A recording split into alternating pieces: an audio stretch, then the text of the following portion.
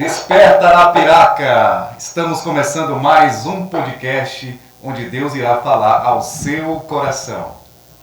Estamos aqui mais uma vez reunidos para dizer que Jesus é grande, que Ele é poderoso. Em nosso programa de hoje, nós estamos entrevistando nosso querido amigo, pastor Rangel Santos, que está aqui conosco, pastor da igreja Advec, Assembleia de Deus, Vitória em Cristo. E é um privilégio muito grande. Nós recebemos no episódio passado o pastor Robson Damasceno, da Igreja Batista da Lagoinha, e hoje nós estaremos conhecendo o testemunho, as experiências espirituais, ministeriais do nosso querido pastor Rangel Santos. E nas minhas anotações, pastor Rangel Santos é esposo da nossa querida irmã Ilmara Santos e pai do Isaac. Então estamos aqui com o nosso querido pastor. Fique à vontade, pastor. Maravilha, pastor Glaucio, cumprimentar aí todos os ouvintes, aqueles que estão conectados aqui nessa programação maravilhosa. Para mim é um privilégio, motivo de alegria estar aqui participando desse bate-papo. Certamente será muito edificante.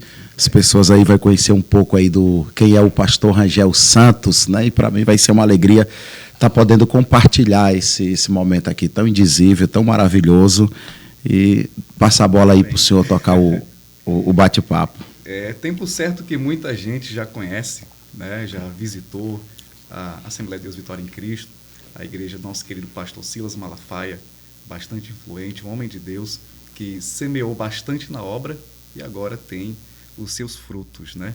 Espalhados pelo Brasil e pelo mundo. Deus tem feito coisas grandes. E nós ficamos felizes em receber a Advec aqui na nossa cidade. Eu não pude estar na inauguração, mas fui um outro dia subsequente e tive o privilégio de ver não apenas essa estrutura linda que nós vemos, mas um culto maravilhoso, regado com a presença de Deus. E eu fiquei muito feliz em ter sido recepcionado.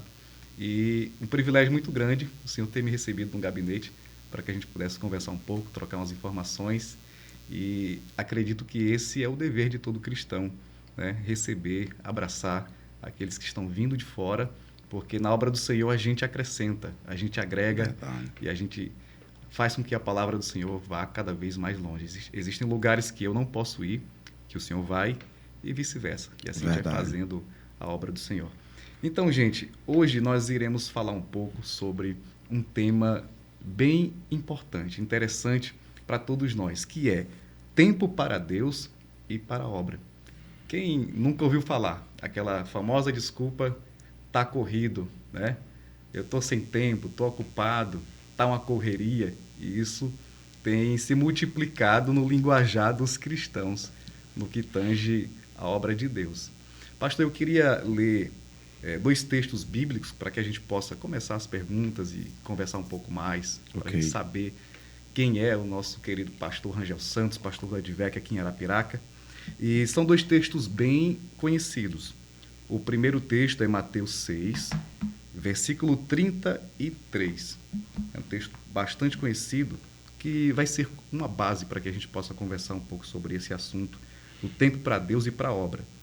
Mateus 6, verso 33 diz assim: Buscai, pois, em primeiro lugar o reino de Deus e a sua justiça, e todas as demais coisas serão acrescentadas.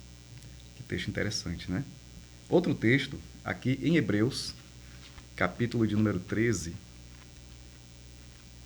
Hebreus, capítulo de número 13, também é muito, muito interessante, porque fala sobre a nossa honra ao serviço pastoral. 13, versículo 7 e o 17, que diz assim: Lembrai-vos dos vossos pastores, os quais vos pregaram a palavra de Deus, e considerando atentamente o fim da sua vida, imitai a fé que eles tiveram. E o verso 17 diz assim: Obedecei aos vossos pastores, e sede submissos para com eles, porque eles velam por vossa alma, como quem deve prestar contas, para que façam isto com alegria e não gemendo, porque isto não aproveita a vós outros. Então, 2 textos lindos, um que fala sobre buscar primeiro o reino de Deus, administração do tempo, prioridade, e o segundo sobre a questão de honrar aos nossos líderes, nossos pastores. Muito bem, então começando com a primeira pergunta, e assim a gente vai desenvolvendo a nossa conversa, a primeira pergunta é a seguinte: na vida tudo tem um processo, né? E sobre a sua caminhada na fé, como se deu a conversão e o seu crescimento ministerial, pastor? Fique à vontade. Maravilha. Então, a minha conversão se deu à minha irmã. Eu tenho uma irmã que é uma mãe espiritual, irmã conhecida como a irmã Lila, mas o nome dela é Maria José. Sim. Eu, com os meus 12 anos de idade, ela começava a falar muito sobre o Apocalipse, a volta de Jesus, pregando ação escatológica, falando acerca da volta de Jesus, que eu precisava tomar uma decisão, eu precisava confessar Jesus, porque quem confessava ele perante os homens, ele um dia iria confessar diante do Pai que estava no céu, e falando acerca das coisas que iria acontecer, e principalmente para a vida daqueles que iriam ficar aqui na terra por não encontrarem os seus nomes escritos no livro da vida. E daí, naquele momento, eu aceitei Jesus na sala da casa da minha irmã. Eu tinha 12 anos de idade, e à noite eu fui para o culto, e diante de toda a igreja, para o pessoal saber ali que eu estava me decidindo de livre e espontânea vontade, não é? Aí o que acontece? Passou mais ou menos 3 meses, eu participei de discipulado, desci as águas. Isso tudo na cidade de... Goiás, Formosa, isso em Formosa, no Goiás, Formosa, Goiás. Eu tive o privilégio até de ser batizado no Rio, né? Fui batizado no Rio, lá de Formosa, e eu fui batizado nas águas à tarde, tanto é que a minha irmã e o meu cunhado também foram batizados às 3 horas da tarde, e à noite eu fui batizado no Espírito Santo. Tive uma experiência maravilhosa. E foi assim rápido? Rápido. E o que acontecia? E eu começava a ouvir palavras liberadas, mesmo na minha infância. Pessoas chegavam para mim e diziam: Deus tem uma chamada muito grande, Deus vai te usar, você vai ser pastor. E aquilo ali começava, e o próprio Espírito de Deus foi introduzindo dentro do meu coração esse desejo, de maneira que um dia eu estava saindo da minha casa, veio um irmão numa bicicletinha, naquela Ceci, lembra daquelas bicicletas Ceci? Barra circular. Barra circular. Chegou para mim e disse: Deus mandou eu te dar 3 ternos. Aí eu me lembro, eu ganhei com 12 anos, um azul marinho, um cinza e um preto. Aí ele falou: esses ternos é para você se acostumar, porque como você vai usar muito púlpito, eu estava orando, o Espírito Santo disse a mim: dê a ele, porque eu separei ele para a obra, eu chamei ele, eu escolhi ele. Meu Deus. Aí eu comecei a chorar, eu saí de casa, foi num campo de futebol que ele me encontrou. Ele é falecido, saudoso pastor Marinaldo. Ele era lá do Piauí, de Teresina. Era o nordestino. Nordestino, e tava no Goiás. E eu recebi aquela palavra e comecei a orar de forma desenfreada, buscar o Senhor, orando, buscando, entendendo o que era jejum, oração. Quanto mais eu buscava a presença de Deus, quanto mais eu me aproximava, mais Deus me enchia.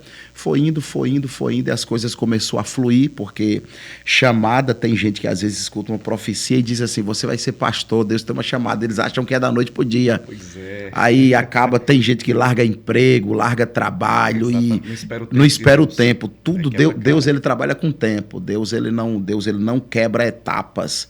Deus ele trabalha com o tempo e as coisas fluem naturalmente. Porque eu costumo dizer para os liderados, as pessoas que trabalham comigo ali, que quem tem uma vocação, quem é chamado, porque vocação é diferente de profissão, né? Sim. Tem gente, quem tem vocação e foi chamado, ele pode ficar tranquilo que ninguém atrapalha nem ofusca quem foi chamado no momento certo. O segredo de quem foi chamado é se posicionar. O que ele tem que fazer? Ler Bíblia, estar orando, consagrar, buscar o Senhor. Que ele foi chamado. Perfeito. Quem foi fazendo o que é certo. É só fazer o que é certo, que no tempo oportuno, no tempo certo, Deus apresenta, Deus abre porta, Deus cria situação, Deus... Então, a minha vida começou assim, né? Eu tive essa experiência e comecei a buscar. Deus me entregou dons, eu pedia muito o dom de discernimento de espírito. Porque a gente pede esse dom, né? Principalmente para quem pastor, né? Para revelar. Principalmente para quem tem a chamada. Hoje, pastor...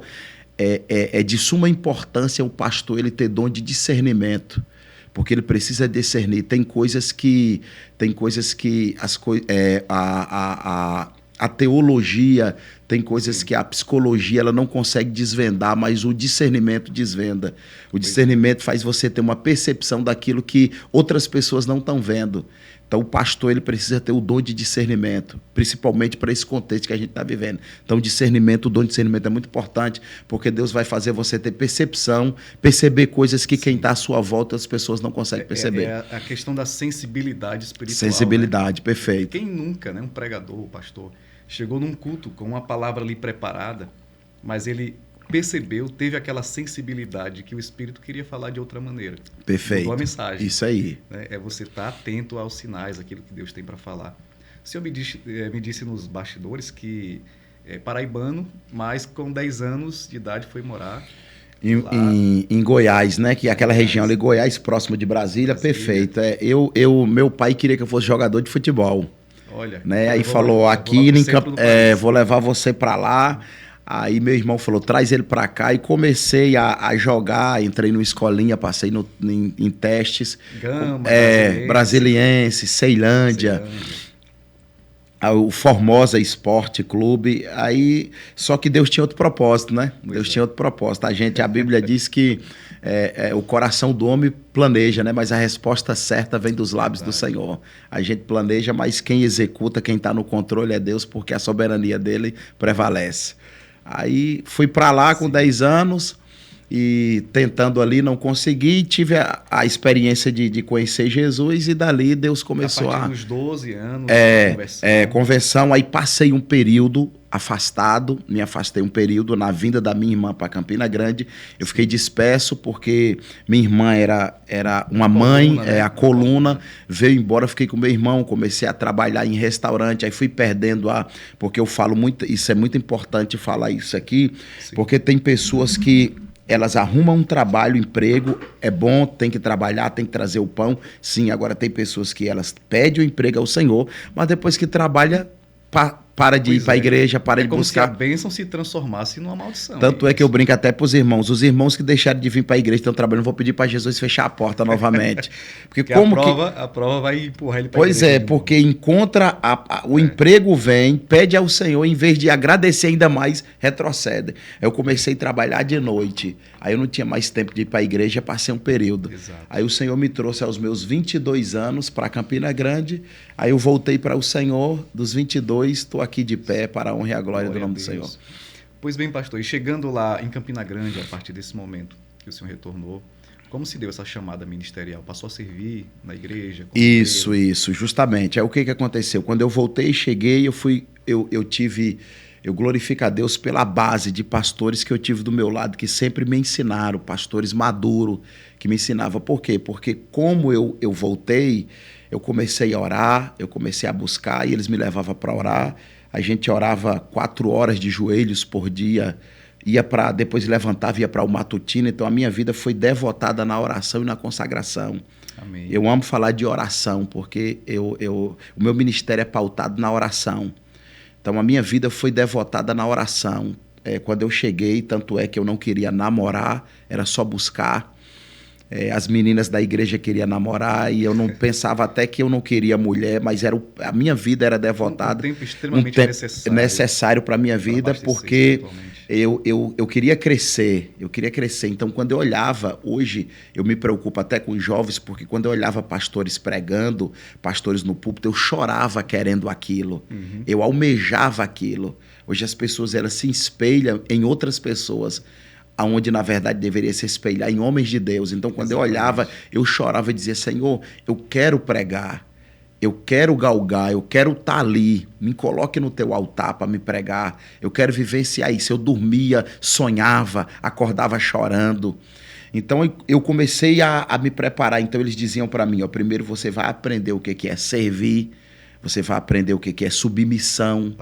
Você vai passar por essas etapas aqui, para depois você chegar. Por quê? Eu conheci um pastor por nome do pastor Marinaldo, que ele dizia algo para mim. Ele dizia: o segredo não é chegar, o segredo é permanecer. Aí ele dizia: então o Senhor quer que você chegue e permaneça. Então não se preocupe quem está passando na frente.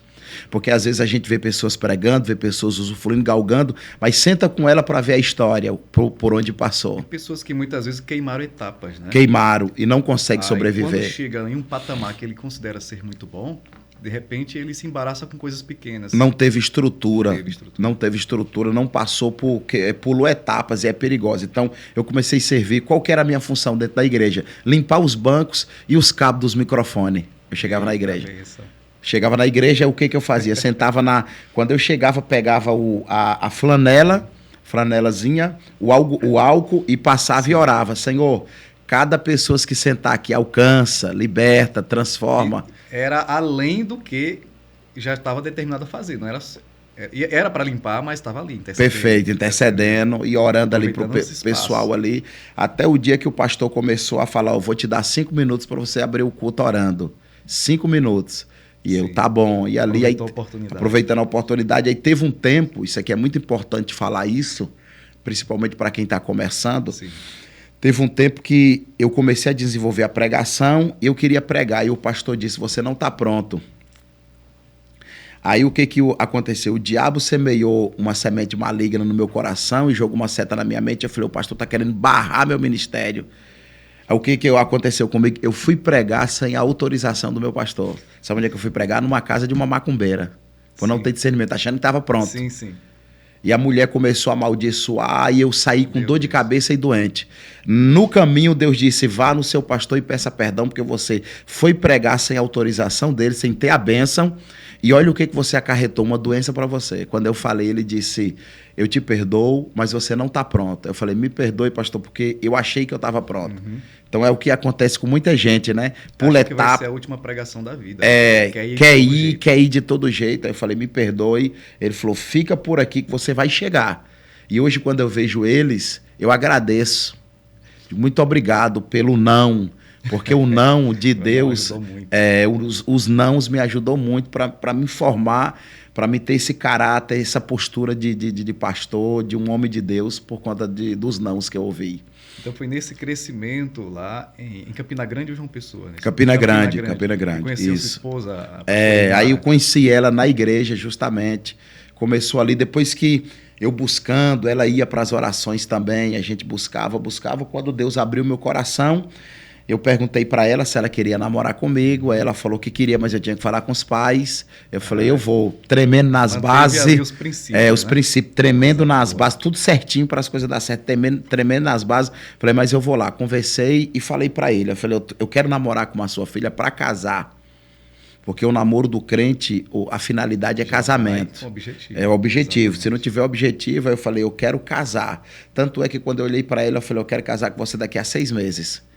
Aí um belo dia, isso é interessante, porque eu vindo para minha casa, eles vieram me deixar em casa, eu saindo da casa dela, eu parei em um canal e falei para ela, segurei na mão dela e disse, olhe para o céu. Ela olhou, eu falei, eu não tenho nada, mas tenho promessa. Falei, Deus é comigo, se você quiser casar comigo, tudo que eu vou usufruir, você vai usufruir também, porque você vai estar comigo. Então vamos casar. Ela falou, eu vou. Falei, comecei a trabalhar e trabalhava incansavelmente. Ela pensou, o homem tem atitude. Tem atitude, Comecei a trabalhar. Eu falei, eu vou te tirar da casa do teu pai, mas não vai faltar nada, porque eu sou o provedor. Nem que for para catar papelão, eu vou estar catando para colocar comida dentro de casa, mas eu não vou deixar você passar necessidade. E com 6 meses eu casei. Nesse período já pregava, saía pregando nas congregações? Não pregava ainda não. Eu estava começando mesmo, dava uma palavra ali, citava um versículo, mas não estava pregando não. Tem o quê? Tem 15 anos de casados, 15 anos já se passaram. Nós temos 2 semelhanças. Primeiro, eu me converti também aos 12, e o segundo é que eu tenho quase 15, né? Estou com 13, chegando quase 15 de casamento. Maravilha. Então é praticamente o mesmo período. E nesse período em que era recém-casado, fazendo a obra do Senhor, quando foi que sentiu esse chamado? Esse chamado começou porque eu tinha um desejo incansável de leitura. Então o que fazia? Eu entrava para dentro do quarto, me trancava em ler Bíblia e jejuar e orar. Então o período meu de manhã era tudo para o Senhor. E eu pedi para o Espírito Santo abrir o meu entendimento para mim conseguir a ter percepção daquilo que eu estava lendo. Reservou um turno só para se dedicar. Por quê? Jejum. Porque como eu ouvia muito Deus falar acerca da minha chamada, porque uma coisa é Deus falar, outra coisa é eu me preparar, porque Deus não vai mover um dedo naquilo que é para mim se mover. Exato. E também Deus também vai mover aquilo que eu não consigo mover. Então Deus faz. Então o que era para mim fazer, que estava ao meu alcance, era ler Bíblia, jejuar, ter devocional. Então eu estava fazendo aquilo para no momento da oportunidade eu aproveitar.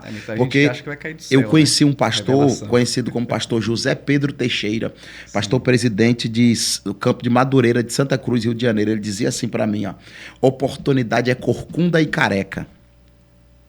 Falei, não entendi. Ele falou, você consegue pegar o careca pelo cabelo? E o corcundo, se você não abraçar, passa. Então ele disse, então a oportunidade vai passar. Se você não abraçar, então eu já me preparava. Eu dizia, quando ela chegar, eu vou agarrar com unhas e dentes, como diz o ditado, eu vou abraçar a oportunidade. Então eu guardava aquilo e eu absorvia muito aquilo que os pastores pregavam, principalmente os pastores idosos. Por quê? Porque ele já tinha uma trajetória, ele já passou por um caminho que eu não passei. Então, a Bíblia diz para nós não destruirmos os marcos antigos, né? Não remover, destruir, tirar. Então, eles passaram por um caminho. Justamente, eu olhava para eles e dizia, eles têm bagagem, têm respaldo, e eu queria estar perto desses homens.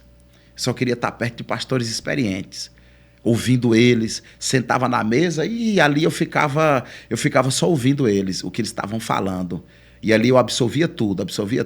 Eles contando história e eu absorvendo. Então eu vejo que houve um tempo reservado para buscar e Deus ele foi aperfeiçoando nesse período. Justamente. Já era recém-casado, fazendo a obra, trabalhando, e Deus foi fazendo. E esse sentimento de vocação pastoral foi surgindo no coração, e quando foi um momento assim que Deus falou no coração e disse, é agora que você vai cuidar de pessoas, você vai tomar a frente de uma igreja. Isso, interessante que eu comecei a dirigir igreja com um diácono com ação pastoral. Era um diácono. Diácono. Sim. O pastor enxergou em mim e falou, você está buscando e eu tenho uma igreja para colocar nas suas mãos, na congregação Judá, no bairro de José Pinheiro, em Campina Grande. Sim. Aí o que acontece? Eu, recém-casado, fui dirigir a igreja, assumi um pastor antigo, o pastor Marcos. O pastor levou ele para outra congregação e me deixou naquela. E o interessante é que o pessoal... isso é muito forte, esse testemunho, porque o pessoal do lugar pediu prédio. Sim. Eu falei, meu Deus, e agora? Assumi uma igreja, o pessoal pediu prédio. E o que? Eu não tenho chamada, o senhor não me chamou, e eu fiquei ali inquieto. Minha esposa entrou numa rua e viu um prédio assim para alugar, né? Acho que era não sei se era um supermercado. Aí ela falou, isso aqui dá certo para a igreja. Aí os irmãos ficaram uma semana dispersos, uma semana indo para a igreja sede, a igreja no centro, sede. E pediram prédio já desocupado. Teve que desocupar porque um pessoal, esse pessoal parece que tinham vendido o prédio e precisava ir embora para outro estado. Sim. Aí a gente conseguiu esse lugar que era o supermercado, que era tipo uma garagem. A gente fez uma escada, não tinha banheiro nesse lugar, a gente fez banheiro, conseguimos colocar cadeira. A igreja lotou de um jeito que ficava... Eu tenho os DVDs gravados até hoje, das festividades. No tempo dos DVDs, né? Aí eu tenho gravado até hoje. Pregação VHS também, né? Eu fiz muitas mensagens de DVD, saía quando eu passei um tempo evangelista, que eu vou falar isso aqui um pouco também. Aí a gente abriu lá, a igreja lotou, depois o pastor presidente chegou e disse, vou tirar vocês daqui, porque a igreja cresceu. Procura uma casa, um lugar para a gente comprar e construir a igreja. Olha como Deus é grande. Eu rodando consegui achar uma casa de uma mulher que estava vendendo uma casa para ir para o Rio Grande do Norte. Compramos a casa com 3 meses, foi construída a igreja, inaugurada, fechou a rua com telão, tudo, e o pastor presidente foi inaugurar. Ou seja, ali eu percebi já que Deus era comigo, começou a frutificar, porque a bênção do Senhor, o proverbista diz que ela enriquece e não acrescenta dor. Então as coisas foi fluindo. Deus dizendo, tá vendo aqui? Ó, eu tô contigo aqui, ó. Eu te chamei, eu te vocacionei. O que é que o senhor acha daquelas pessoas que dizem, essa cidade é difícil, essa terra é ruim, parece que não prospera? Não, Quando Deus tem um chamado na vida de alguém. não, o segredo nunca está na terra, o segredo está com quem você chega. Exato. Porque Isaac chegou em Gerar e os poços estavam entulhados e diante de uma crise. Ou seja, Deus prosperou a vida dele lá. Depois o rei expulsou ele para o vale. Porque o segredo nunca está no contexto geográfico, está com quem você chega no contexto geográfico. Não existe lugar ruim para quem Deus leva e quem Deus chama. Se Deus estiver contigo e Ele está te conduzindo para um lugar, pode ser no meio dos matos, Deus vai fazer prosperar. Deus vai fazer aparecer gente. Sabe qual que é o problema das pessoas? Sim. É que elas pensam que quem dá o crescimento é elas, não tem nada a ver com a gente. Aí tem pessoas que não dormem, se perturbam, por quê? Porque elas querem um crescimento. Ansiedade, ficam querendo que as coisas acontecem, achando que é ele, achando que é ela, achando que é eles que conseguem resolver. Mas é o próprio Deus, é Deus que está dizendo, aqui sou eu, que não tem nada a ver com você. Por quê?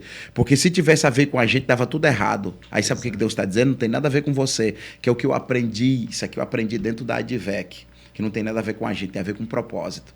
O propósito é maior do que a gente. Aí o propósito que Deus tem, ele vai fazer ele florescer. Independente de crises, de portas fechadas, de não, cultura. De tudo, de cultura, de ambiente, Deus está dizendo, o meu propósito vai prevalecer. Então é só você ter calma e não se apressar. Porque a Bíblia diz, o profeta Isaías diz que aquele que crê não se apressa. Então quem entende que está com Deus e Deus chega com você no ambiente, pode descansar. Eu imagino que esse seja o mal do século na vida dos cristãos que querem desenvolver o ministério. Acha que precisa fazer de tudo, né, avançar, se mostrar, se publicar, para que as coisas aconteçam. Quando, na verdade, quem tem o chamado de Deus vai acontecer independente. Independente de porque é o propósito de Deus, é o que Deus quer.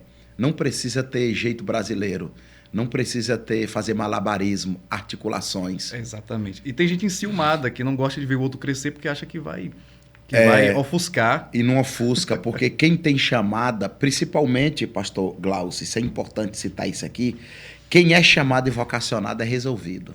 Exatamente. Uma pessoa resolvida, ela não se preocupa com uma igreja A, B e C, ela se preocupa com ele. Quem é resolvido sempre está dizendo, dá crescimento, Senhor.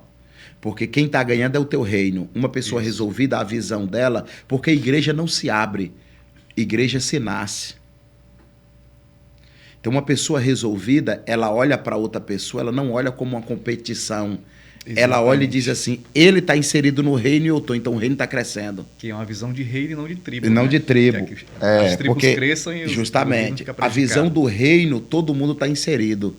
Todo mundo ganha. Por quê? Porque quem está ganhando é o reino. As vidas estão sendo resgatadas, despovoando o inferno e povoando o céu. Quando eu lhe vi ali falando na praça, ali, eu estava olhando para você ali, dizendo, Senhor, continua usando ele. Amém. Eu não falei verbalmente, mas ali eu passando, eu disse, ele está pregando a tua palavra, ele está contribuindo para o teu reino. Use ele, a sua casa. Por quê? Porque ali o Espírito nos faz perceber. Porque a gente não precisa falar.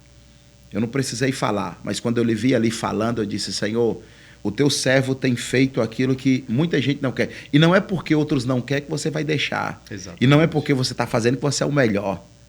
Ou seja, você está fazendo aquilo que o Espírito de Deus impulsionou a fazer. Se alguém está concordando ou não, ou se alguém está aplaudindo ou não, você não está ali para receber aplauso e você não está ali porque alguém está criticando. Você está ali porque Deus te conduziu. O propósito de Deus é aquilo. É Deus que te chamou para aquilo. Então Deus é tremendo. E ali eu estava dizendo, Senhor, continue usando ele.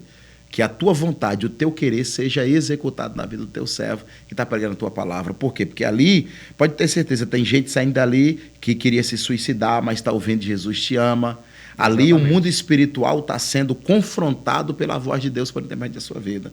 Então isso é importantíssimo demais, isso é louvável, relevante. Né? A completude da obra tem coisas, como eu falei no início, que eu não posso fazer, mas outra pessoa faz, eu faço. Verdade. E a gente vai completando aquilo que Deus tem para fazer nas nossas vidas.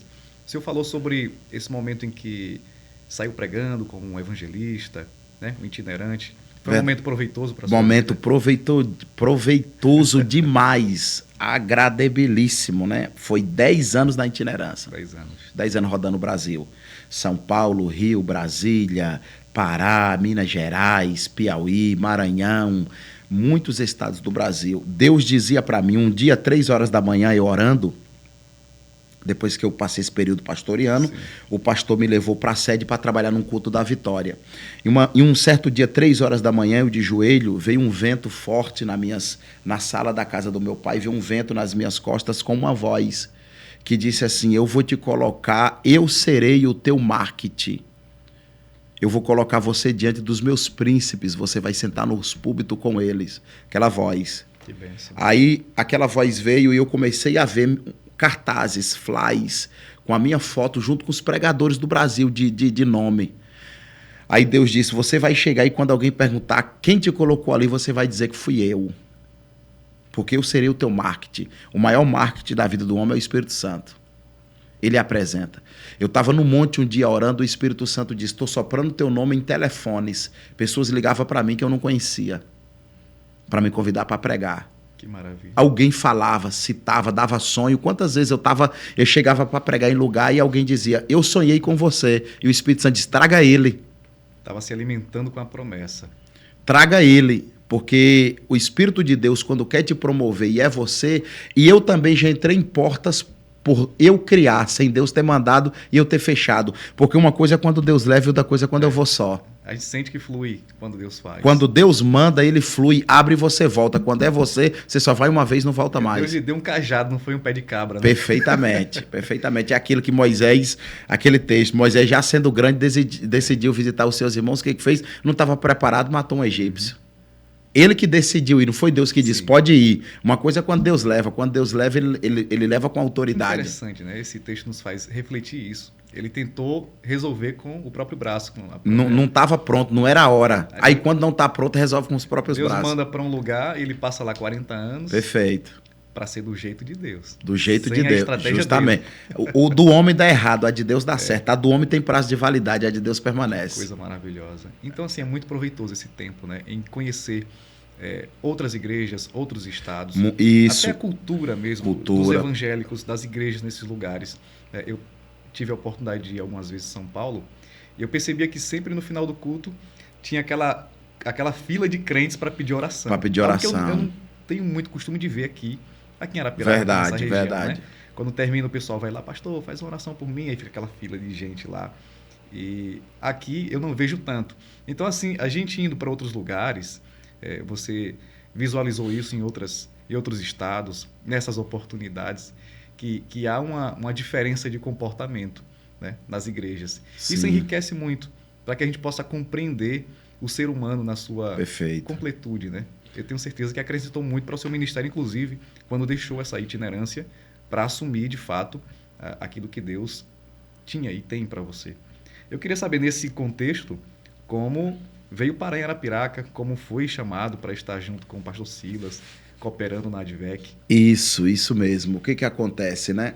Eu saindo muito, pregando muito, mas sempre com a minha família ali abalizada, sempre fui família, sempre fui pai. Sim.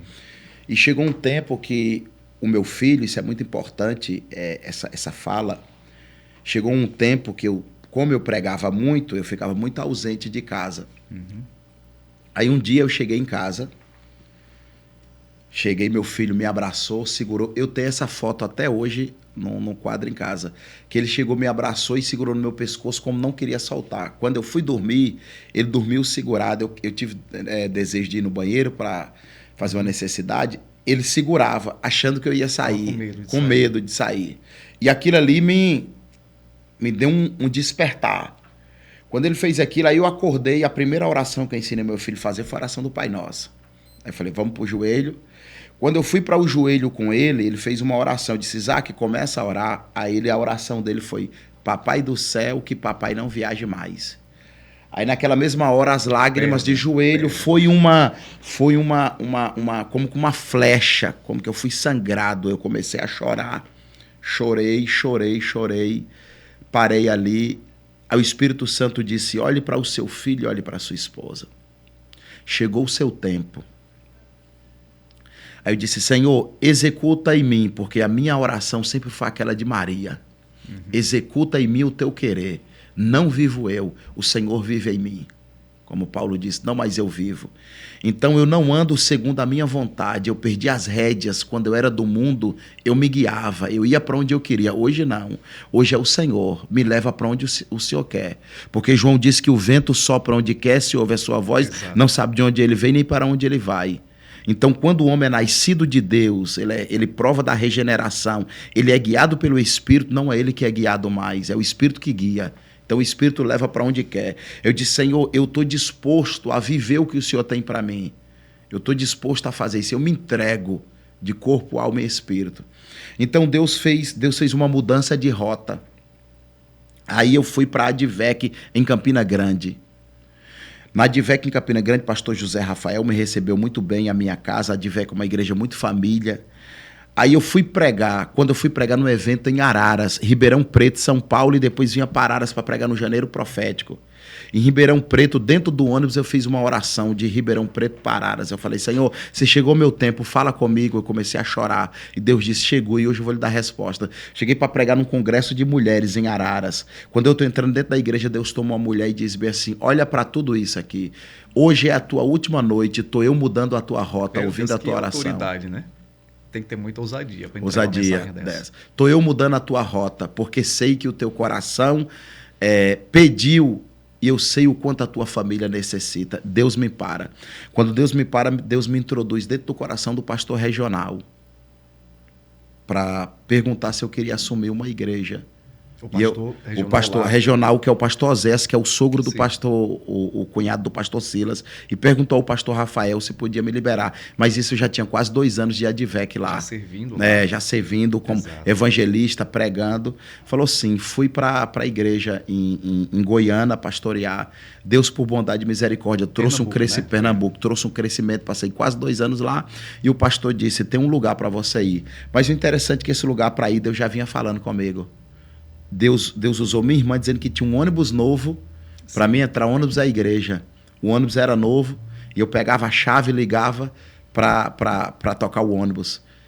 Aí ela disse para mim, Deus vai te tirar da cidade e vai te levar para outra. E chegamos aqui, na direção de Deus. Obviamente a gente encontra resistências, a gente encontra... Porque obra de Deus, o problema das pessoas, pastor Glaus, é que elas querem só o bônus. Elas esquecem do ônus. Exato. Porque primeiro a gente prova do doce, do amargo para ir para o doce. O povo não só chegou em Elim, Êxodo capítulo 15, depois que passou por Mara. Sim. Então antes do doce vem um amargo. Porque a matemática do Senhor é diferente. Os últimos é o primeiro. O grande depois mel. O primeiro é assim. Então primeiro vem o ônus para depois vir o bônus. Então, primeiro vem o sofrimento, primeiro vem a dor, primeiro vem as tragédias, primeiro vem o... Mas tudo isso Deus está no contexto Deus ali. Experimentando, provando. Justamente, provando. Porque se Jesus passou pela via dolorosa, se ele provou o Getsemane, se ele provou o amargo, quem somos nós? Será que somos melhor do que Jesus? E ministério chamado é sofrimento. Chamadas é espinhos. Ministério é dor. Quem ministério chama a si mesmo, no momento do aperto corre. Corre. No momento do não aguenta, porque ministério é traição, ministério é difamação, ministério é incompreensão. Fica só muitas vezes. Ministério é só. O pastor vai para o gabinete atender, ele escuta todo mundo. Quem vai ouvir o pastor? Eu tive pastor ontem. Eu falo privilégio de conversar quase 1 hora com uma amiga pastora. E eu contei com muita alegria para minha esposa, ela conhece, porque às vezes a gente não tem com quem desabafar, conversar, trocar experiências espirituais, ministeriais. E eu liguei para ela para falar algo muito simples, era só um aviso. E ela, tá com tempo, pastor? Tô aqui tranquilo no trabalho. Então a gente começou a conversar, começou a um aconselhar o outro, né, trocar experiência, e foi para quase 1 hora de conversa. E eu confesso que é muito raro passar esse tempo conversando com alguém, mas foi fluindo. E eu percebi que o pastor, ele pastoreia muita gente, mas para ele ser pastoreado, ser cuidado, então é muito mais difícil. Então a gente precisa aproveitar essas oportunidades. Quando Deus abre a porta para poder conversar com alguém que possa nos passar experiência, nos ouvir, e também a gente falar e eles falarem. Então isso é maravilhoso. Perfeitamente. Aí Deus, o que ele fez, pastor Glaucio? O que Deus fez? Deus, ele criou essa situação, nos trouxe para cá. Eu tenho um pastor presidente, que é um pastor que cuida muito, pastor Silas Lima Malafaia, pastor Elisete, é um pastor excepcional, é um pastor diferenciado, cuida, nos dá suporte. Em ir para Slavec. Top demais. Slavec é top demais. Slavec é uma maravilha, a gente aprende muito, sai de lá. Perfeito. Eu acho que é dia 13, 14 15, ou é 14, 15 e 16. E cuida de nós, tem um pastor regional, o pastor Oséias, pastores amigos. Então aqui nós não estamos só, além de suporte, né, dos nossos pastores aqui, a gente tem suporte maior que é de Deus. E nós não viemos aqui, a Advec não chegou em Arapiraca para disputar, a gente chegou para agregar, para somar no reino. Porque quem está no reino entende o que é isso. Entendi. Então a gente não está aqui para difamar, para brigar. A igreja aqui, ela nasceu aqui e eu tenho certeza que vidas serão alcançadas e tocadas e o nome do Senhor está sendo glorificado. E a gente pede oração, pede que os irmãos intercedam, assim como a gente intercede. Nas minhas orações eu apresento todos os pastores da cidade, apresento as igrejas. Estou de joelho lá, estou apresentando, porque não é fácil labutar, não é fácil chegar. E a Advec veio para isso. A gente está aqui não para disputa, a gente está aqui para que o reino do Senhor seja promovido e glorificado e vidas sejam alcançadas. É uma igreja de referência, o pastor Silas, o Brasil inteiro conhece, sabe a luta dele, né? O quanto ele se expõe para defender os nossos valores. É um profeta, né? Um profeta para a nação. Um profeta para a nação. Não é fácil, a gente já assistiu vários testemunhos, o pastor Silas, né? Das vezes que ele tentou trabalhar, as empresas que abriu e Deus estava fechando as portas para que ele de fato se dedicasse exclusivamente à obra do Senhor. Verdade. E muita gente pensa, chegou a igreja linda, como se surgisse do nada. Mas e o trabalho do pastor Silas? E quantas vezes ele chorou, quantas vezes ele semeou na obra, né? Para que Deus pudesse frutificar. Tudo tem um contexto, uns bastidores. Se espalhar pelo Brasil e Deus levantava homens para que pudesse ajudá-lo. E Deus te levantou para trazer aqui para essa cidade. E não é fácil chegar de outro lugar. Às vezes a gente vê que existem muralhas levantadas, lugares que são sectários, se isolam, não querem estender as mãos, não querem abraçar. A minha oração é que surjam quantas vezes forem necessárias igrejas bíblicas para que pastores façam a obra, espalhem por aí essa semente do Evangelho. E esse é o meu desejo. A gente precisa pensar mais nessa visão de reino do que essa visão limitada de tribo, porque a igreja ela tem sua força, Pastor, sobre esse assunto que a gente estava começando no início, o tempo para Deus e a obra de Deus, tem uma pergunta que eu vejo como interessante aqui. Eu coloquei, o mal do século é a falta de tempo, né? Muita gente se justifica, estou ocupado, estou na correria, é uma correria que não acaba nunca. Então hoje, se justifica para um crente a falta de tempo para fazer a obra de Deus, a justificativa do trabalho, família, cansaço? Não justifica não. O dia tem quantas horas? 24. 24, né? O ser humano, ele trabalha no máximo 8 horas por dia, correto? Sim. 8 horas por dia.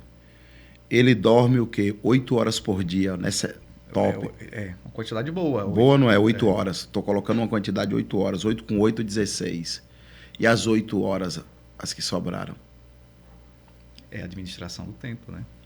Rede social. Justamente. O que está acontecendo com a nossa geração? É isso aí que você acaba de falar aí, ó. É a administração de tempo. Ninguém pode abrir a boca e dizer que não tem tempo, que não dá. Augusto Cury, ele diz que essa nossa geração é a geração do efeito fast food. Pode observar, essa geração é a geração do imediatista, do micro-ondas de 30 segundos. Ninguém senta na mesa para comer, não tem tempo. E isso o diabo vai ganhando território. Ninguém pode dizer que não tem tempo. Tem tempo sim. Tem tempo porque o próprio Deus ele já deixou isso para o homem. Principalmente para o homem que tem o Espírito Santo, que entende o que é isso. E Deus não abre mão. Deus é um Deus. Deus não aceita ser o segundo, pastor. Ou Deus é o primeiro ou Deus não é. Então, se eu disser que eu não tenho tempo para Deus, eu estou mentindo. Porque Isaías 55:6 ele diz: buscai ao Senhor enquanto se pode achar. Exatamente. Se ele está dizendo buscar enquanto se pode achar, porque ele está dizendo que você tem tempo para buscar. Você pode fazer isso. Invocar a rede social vai ser um grande atestado. Justamente. De que a gente tinha tempo, né? Às vezes fica ali. Se a gente não tomar cuidado, o Instagram mesmo ele fala quanto tempo a gente passa. Sim. Se não tomar cuidado, a gente vai 3, 4 horas só no celular. 1 horinha passa rápido. Passa rápido. 1 hora dá para ler a Bíblia, 1 hora dá para orar, 1 hora dá para você colocar meia hora de joelho no chão, meia hora dá para você meditar num capítulo da Bíblia e ler ele diversas vezes. Muita gente desiste porque pensa que quando vai fazer, tem que fazer muito. Se fizesse todos os dias o necessário... O segredo está na constância. Na constância. Porque hoje eu acordei, eu vou orar. Não oro tanto, vou orar 5 minutinhos, 10. Para quem não ora, vou orar 5 minutinhos. Perfeito. Para quem já tem um hábito da oração, ora 10, 15 minutos. Depois vai ler a Bíblia, ler 2, 3 capítulos. Fazendo isso todos os dias, você vai se alimentando. Mas tem gente que não. Só quer parar para fazer muito. Aí a mente dele já começa a perceber que é um enfado, né? E ele desiste. Não se quer cansa mais. e desiste. Pode começar 10 minutos, pode ler 10 minutos a Bíblia, 15 minutos, e vai fazendo diariamente. Por quê? Porque quanto mais eu me alimento, quanto mais eu busco, mais o desejo aumenta. Mais aumenta. Quanto mais eu me distancio, mais o desejo de distanciar aumenta. É assim, é obra do espírito e carne, limitando o espírito. A carne quer dormir, a carne quer rede social. Ela tende ao repouso. Justamente, ela quer repousar, o espírito está dizendo, eu quero me alimentar. Você alimentou a carne e comigo, como é que fica? E quem é mais alimentado torna-se mais forte. Então, o espiritual a gente luta contra a gravidade. Perfeito. Né? A planta não cresce contra a gravidade. Isso. Então, a gente tem que romper com isso. Tem que romper. Eu recebi uma mensagem de uma irmã. A irmã passou um bom tempo sem ir na igreja. Eu sempre mandando mensagem. Irmã, como é que você tá? Vem para a igreja. Quer uma visita, irmã, sem falar. Aí passou mais de um mês. Aí depois mandou uma mensagem para mim, dizendo, pastor, eu passei esse tempo todo, estava cuidando de uma pessoa que estava doente, mas eu estou com vergonha de voltar para a igreja. Eu faltei tanto que eu estou com vergonha de voltar. Ela ainda teve essa hombridade de falar, né, para que eu pudesse conversar com ela. Mas quantos não retornam para a igreja porque já estão com vergonha? Já passaram muito tempo afastados. Da mesma forma com Deus, né? Eu nunca mais orei. Aí, como o senhor falou, quanto mais tempo afastado, menos se tem vontade. Quanto mais se aproxima, a vontade vai sendo criada. É verdade, é isso aí. Então, falta isso na vida de muita gente. Apenas começar e se manter. Não precisa ser muito. Perfeito.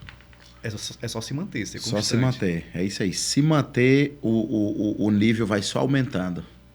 Então, a gente tem que procurar se aproximar de pessoas que nos inspirem. Perfeito, isso é muito importante. A Bíblia diz que as más conversações corrompem os bons costumes.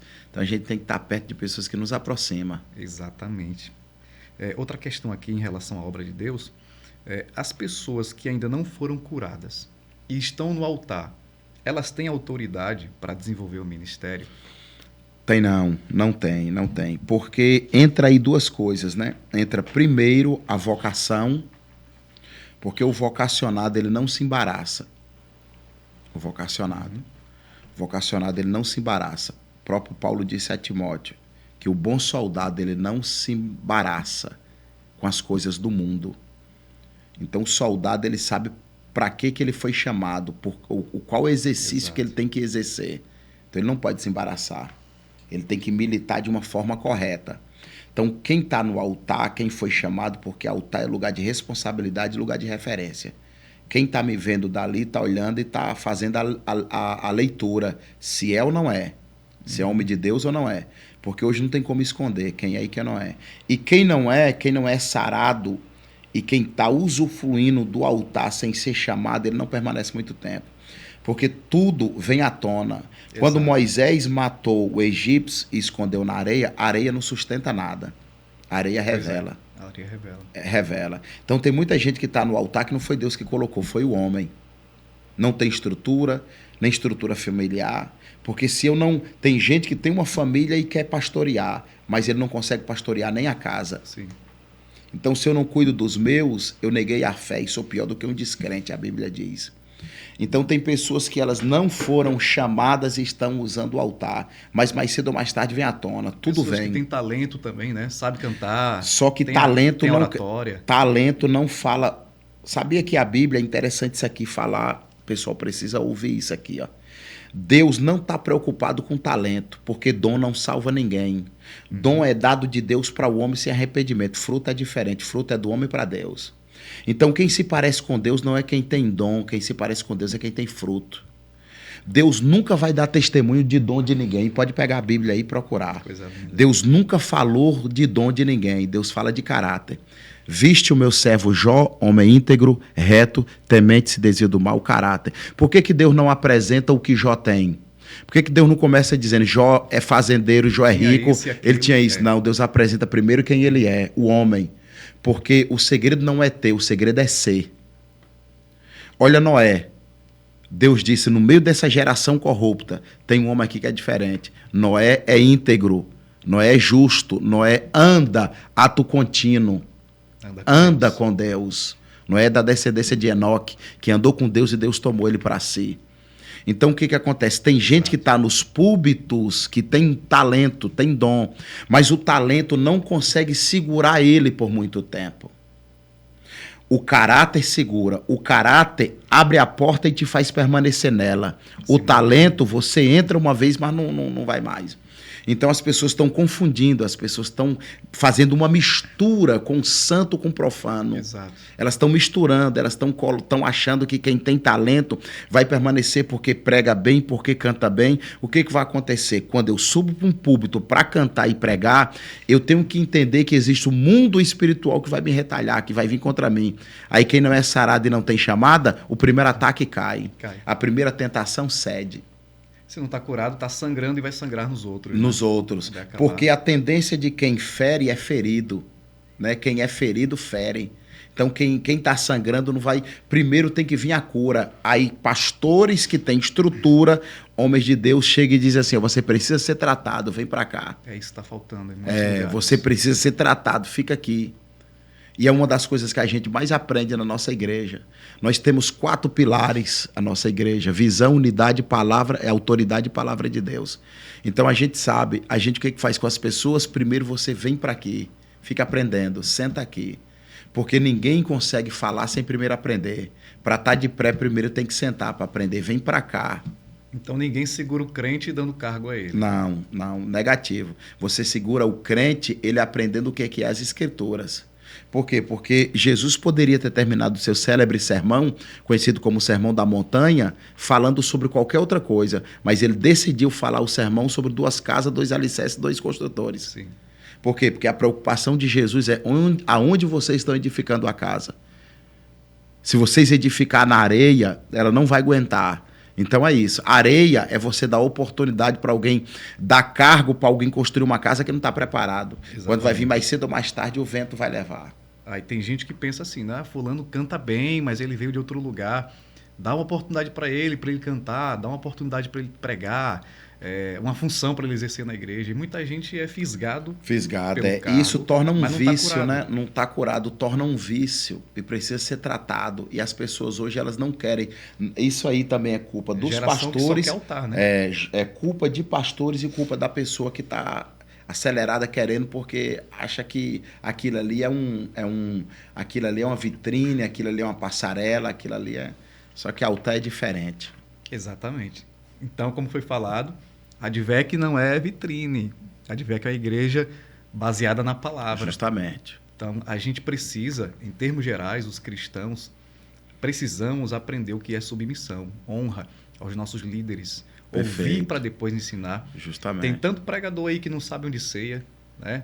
Que não sabe a quem se Você submeter. pergunta quem é o pastor, não sabe de onde é. Não sabe esperar o tempo de Deus, Perfeito. acha que foi desprezado. Pastor, não me vê, e já corre. Porque muitos desses já passaram em vários lugares. Então, se abrir uma outra igreja com outro perfil, ele está lá. Aí, se abusa dessa, vai para outra. Para outra. Fica igual o macaco, pulando de galho em galho. Porque não tem raiz, porque não se fixou na palavra. Isso aí. Que é só demonstrar talento, mas isso aí. Sem isso talento. Aí. Sem caráter, o talento não prevalece. Não prevalece, não. E para a gente fechar a última pergunta, né, a gente já bateu um papo, acredito que já está passando de 1 hora, é sobre a questão da visibilidade do pastor. Coloquei aqui. Como a sociedade atual ela vê o pastor e como é essa visão para os cristãos? Como a sociedade em geral está vendo o pastor nos dias de hoje? Nós estamos vivendo um contexto de muitos escândalos, né? E isso aí é bíblico. Jesus disse, é necessário que venha, porque os verdadeiros só aparecem quando os falsos começa o que Malaquias disse: vereis outra vez a diferença entre o justo e o ímpio que serve a Deus. Então, o que acontece? Os verdadeiros permanecem e os falsos, mais cedo ou mais tarde, vêm. Então, a sociedade, por ela não ter o Espírito de Deus que lhe dá o discernimento e a percepção de saber quem é, por meio dos escândalos, está aflorando, está crescendo, está se multiplicando. As pessoas têm olhado hoje os pastores como uma pessoa, como bandido, como ladrão, como mau caráter. Isso aí não é pastor, isso o sinônimo. Tornou-se o que deveria ser uma honra, o que deveria ser alguém olhar e dizer: rapaz, que esse pastor aqui... Hoje as pessoas preferem vender coisas a ímpio do que a crente, do que a pastor. Por quê? E eles acabam generalizando. Eles acham que por um errar, dois errar, todos vão... Assim como tem pastores mau caráter, tem padres mau caráter, tem policial mau caráter, tem sociedade em geral, tudo tem um... Mas isso não significa dizer que todo mundo é. Uhum. E para o membro e para o crente, eles têm que olhar o pastor como, além de pastor, ele tem que olhar primeiro como um ser humano. Porque pastor erra, pastor é ferido. O próprio Jesus disse: ferirão o pastor e as ovelhas ficarão dispersas. Pastor é ferido.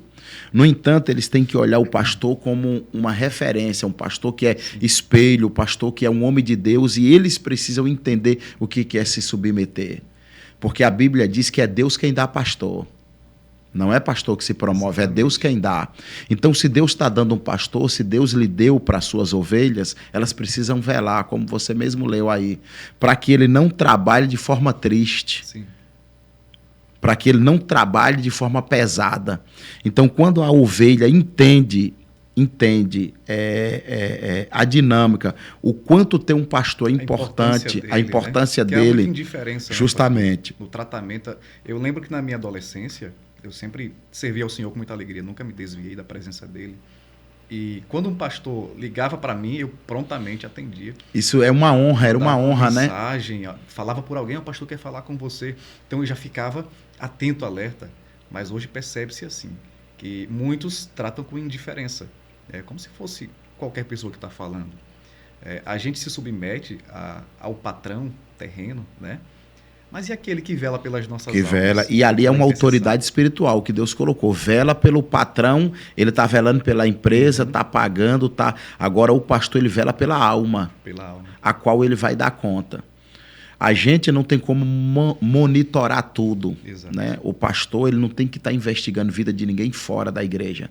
Qual é o dever do pastor? Falar a verdade. Ele não pode omitir, porque Deus nos cobrará pela verdade que a gente prega, pela a seriedade que a gente leva. Agora, o que as pessoas fazem fora, o pastor não tem que estar monitorando ninguém. Cada um dará conta de si, das suas obras. Cada um, salvação é individual. Agora, o papel do pastor é apacentar, é ademoestar, é exortar, é consolar, é edificar. Porque a própria palavra faz isso.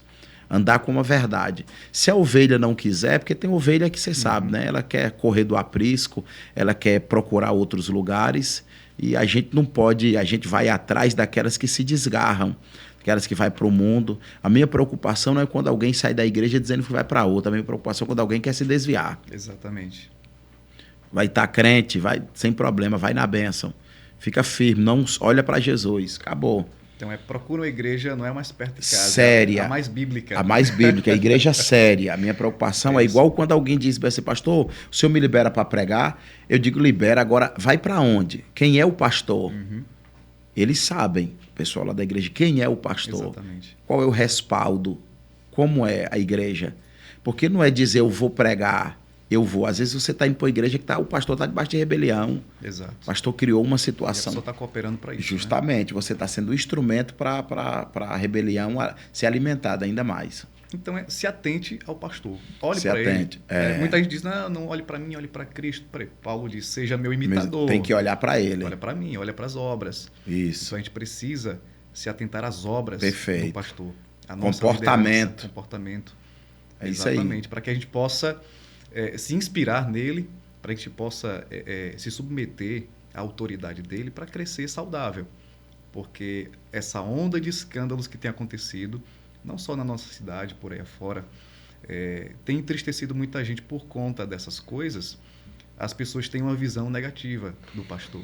E isso não pode afetar os cristãos, de enxergarem um pastor da mesma forma que o mundo está enxergando. Então a gente precisa entender que o pastor tem alma, precisa de palavra, precisa também ser cuidado, né? Ser atendido às suas demandas. E o crente que diz que não tem tempo para ir aos cultos, existem tantas obras que a igreja faz que ele precisa se disponibilizar. Pastor, o senhor precisa de mim, eu tenho horário X, Y, tenho dia tal, tal. Se o senhor precisar de mim, estou à disposição. Então, quando os crentes perceberem que podem ser úteis cada vez mais na obra do Senhor, então a gente passa por menos dificuldades que são desnecessárias, né? Então, pastor, muito obrigado por esse tempo que nós batemos esse papo aqui para conhecer melhor o pastor Rangel Santos, Advec em Arapiraca. Amém. Então, por gentileza, suas considerações finais, para a gente fazer uma oração juntos. Agradeço a Deus por ter atendido esse convite. Sei que é um homem com muita ocupação, inclusive veio de viagem, né? Mas prontamente veio nos atender. Sou muito grato. Maravilha. Muito obrigado. Agradecer a você aí, pastor Glaucio. Deus continue abençoando sua vida, sua família, ministério, a todos aqueles que vão nos ouvir por intermédio desse podcast aqui. Para mim foi uma alegria imensa, uma satisfação estar participando desse momento aqui tão relevante, tão maravilhoso, podendo edificar pessoas, né? Porque as nossas palavras, o Espírito de Deus acaba levando ao coração de pessoas e através dessas mensagens aqui, pessoas são edificadas, tocadas, e às vezes poderia tomar até decisões precipitadas e vão regressar, vão entender o quanto precisa dar marcha ré e voltar. Então, para mim, foi uma alegria, uma satisfação estar aqui esperando voltar outra vez mais, e é isso aí. Muito obrigado por tudo. Deus abençoe a todos aí que estiveram conosco. Vamos ocupar todos os espaços possíveis, internet, rua, praça, igreja. Maravilha. Onde Deus enviar, estaremos juntos. Pastor, muito obrigado. Amém. Por gentileza, faz essa oração abençoando o povo. Amém. Nós agradecemos de coração. Senhor Deus e Pai, no nome de Jesus, o teu amado e precioso Filho, nós queremos te louvar e te agradecer por esse momento tão oportuno, onde estamos tendo o privilégio de podermos tornar notório o teu nome. Nós queremos te agradecer porque é o Senhor quem prepara isso.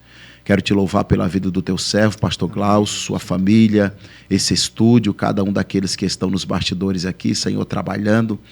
E nós queremos te louvar pela vida de todos aqueles que irão usufruir, Senhor, desse podcast, aqueles que chegarão aos seus ouvidos e os seus olhos, que o Senhor possa estar edificando, porque as nossas vidas, o Senhor nos chamou para edificar pessoas, o Senhor nos chamou para abençoar e não amaldiçoar, que as nossas palavras possam impregnar no coração e o teu Espírito convencer aquilo que foi falado aqui nesse dia, nessa tarde. Muito obrigado ao Senhor, a honra, a glória e o louvor para todos sempre, no nome de Jesus. Amém. Amém. Muito bem. Desperta Arapiraca, porque Arapiraca é do Senhor Jesus. Até a próxima. Deus abençoe.